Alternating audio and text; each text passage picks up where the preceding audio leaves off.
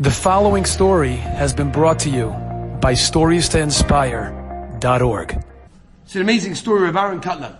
Rabbi Aaron Cutler, before he came to Lakewood and established the BMG, Beis Medrash Gvor, one of the greatest and biggest yeshivas in the world, he was in Poland. And in order to cross the border to leave the wall, which is what he was intending on doing, he had to hire people to cross the border. It was a process of leaving the border was not simple. He had to hire people on that end, hire people on that end, they had to smuggle him through. It was a whole... He did it. He made it. Baruch Hashem. Rabbi Aaron made it to the other side of the border. He sighed a breath of relief. I'm safe. I'm good. And then he realized that he left his tefillin. And he left his tefillin on the other side. So he said, okay, I'm going back. They're like, no, you can't go back. Do you know what a sakana that is? It's not that you just did it now. You're going to have to do it. You're going to go back in, which is a sakana, and then go back out again, that's a sakana. It's impossible. It's my tefillin, he said. I'm going back. I'm not leaving my tefillin. They had no choice. Who's going to argue with Rabbi Aaron? So they hired people again. He was going to go in, middle of the night, stay by some local Goyish farmer that lived near the border. And again, towards the morning hours, before it gets too light, he's going to smuggle back in. Beis Hashem will be out and everything will be gavaldik. So he manages to get through. He knocks on this Goyish farmer's door.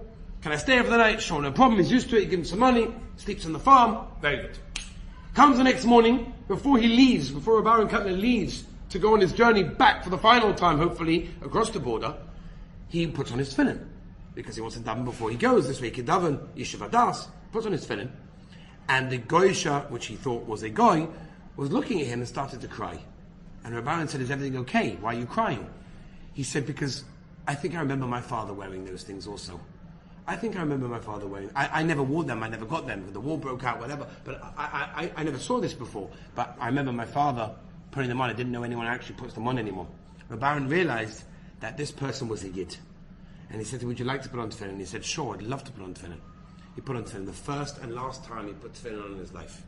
Rabbi Aaron crossed the border. He made it over. He made it to America. He opened in Lakewood. They're one of the biggest yeshivas in the world.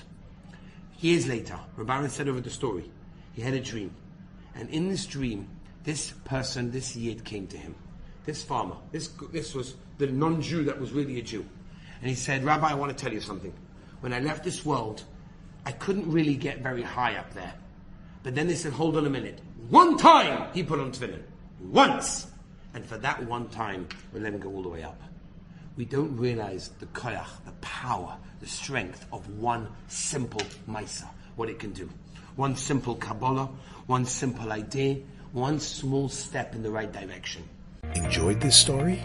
Come again. Bring a friend. StoriesToInspire.org